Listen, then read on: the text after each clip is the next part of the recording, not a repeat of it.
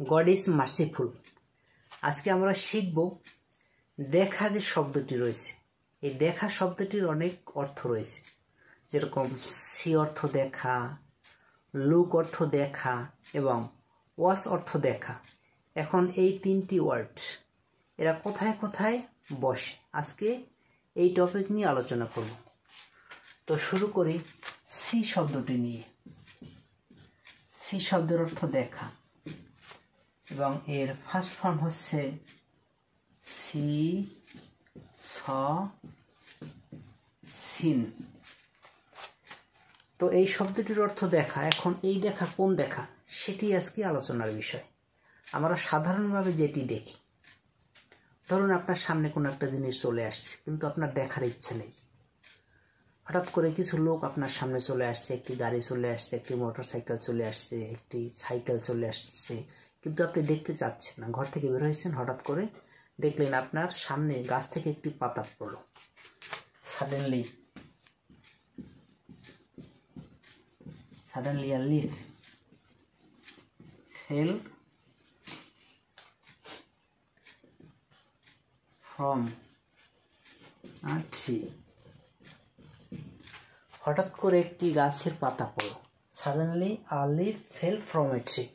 হঠাৎ করে দেখতে পেলেন একটি গাছের পাতা আপনার সামনে পড়লো, কিন্তু আপনি দেখতে চাচ্ছেন, আপনার ইচ্ছে নেই। তারপরও আপনি দেখে ফেলেছেন। হঠাৎ করে দেখতেছেন আকাশে অনেক তারা দেখতেছেন, অনেক পাখি উঠতেছে। তাহলে এই যে সাধারণভাবে দেখা, ইচ্ছাই হোক অনিচ্ছাই হোক, যেটা অটোমেটিক সামনে চলে আসছে। হঠাৎ করে দেখতে পেলেন যে একটি গাড়ি চলে আসলো। আখা came in front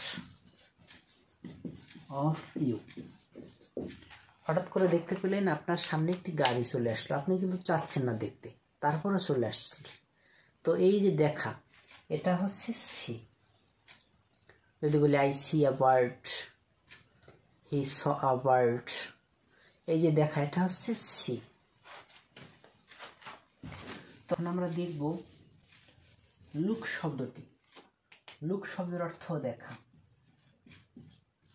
এবং এটি একটি ভার্ব। এবং এই লুক শব্দটি আপনি কোথায় ইউজ করবেন? ধরুন কোনো কিছু আপনি কোনো একটা বিশেষ দিকে আপনি খেয়াল করেছেন, লক্ষ্য করেছেন বা তাক করেছেন, কোনো একটা বিশেষ দিকে।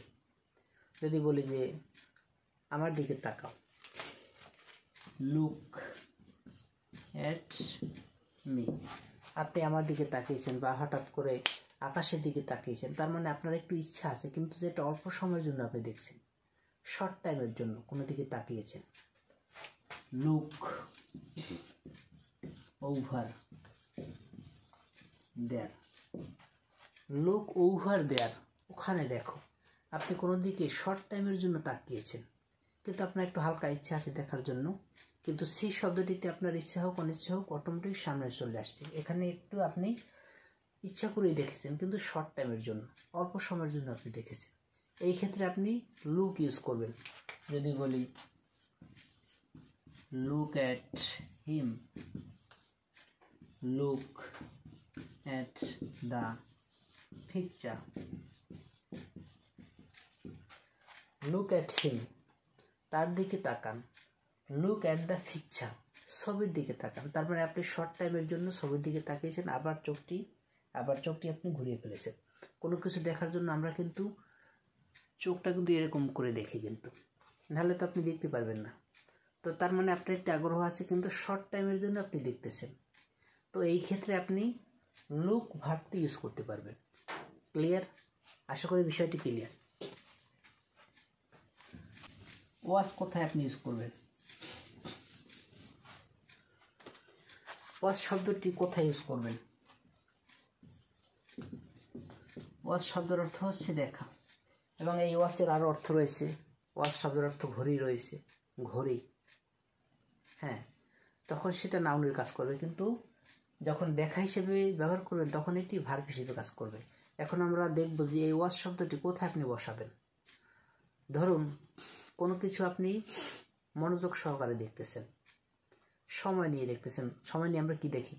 টেলিভিশন দেখি, কোনো উত্তেজনাপূর্ণ খেলা দেখি, আপনি মোবাইল ঘাঁটতেছেন, মোবাইল দেখতেছেন। যখন আমরা মোবাইল দেখি তখন কিন্তু আমরা টাইম নিয়ে দেখি, সময় নিয়ে দেখি। কোনো বিশেষ কোনো গুরুত্বপূর্ণ কিছু দেখলে পর কিন্তু আমরা অনেক সময় ধরে দেখি। টেলিভিশন যখন আমরা দেখতে বসি তখন কিন্তু অনেক সময় ধরে আমরা টেলিভিশন দেখি। যদি কোনো একটা নাটক ভালো লাগে বা একটা ছবি ভালো লাগে বা কোনো একটা দৃশ্য ভালো লাগে, সেইটা কিন্তু আমরা সময় নিয়ে দেখি। চলমান কোনো কিছু আমরা দেখি, চলমান। তো এরকম যদি একটা উদাহরণ দেখি, we are watching an exciting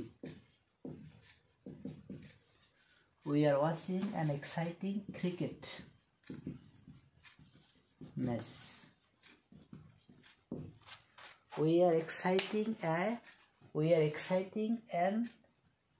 We are watching an exciting cricket match. আমরা একটি উত্তেজনাপূর্ণ ক্রিকেট খেলা দেখতেছি।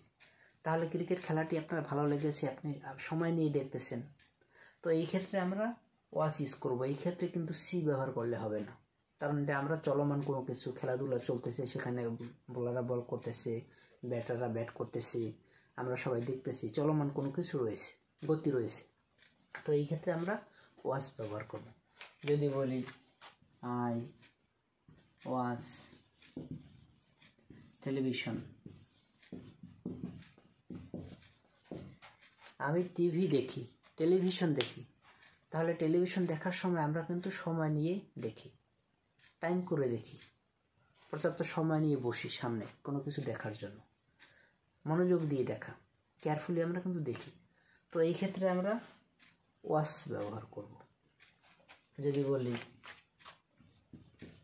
He is watching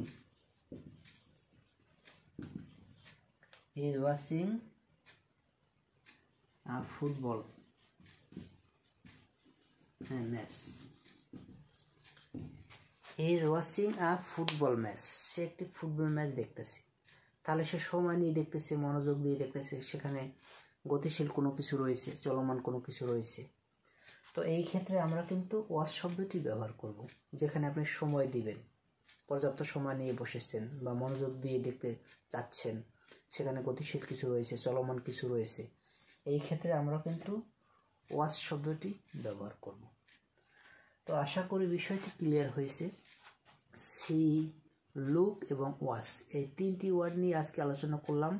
I hope that you have chosen this video and it will help you a lot in future. If you like this video, please like, comment and share so that I can make so many important videos for all of you, and I can make many videos for all of you, and you can be benefited after watching this video. So thank you so much for watching this video. God is merciful.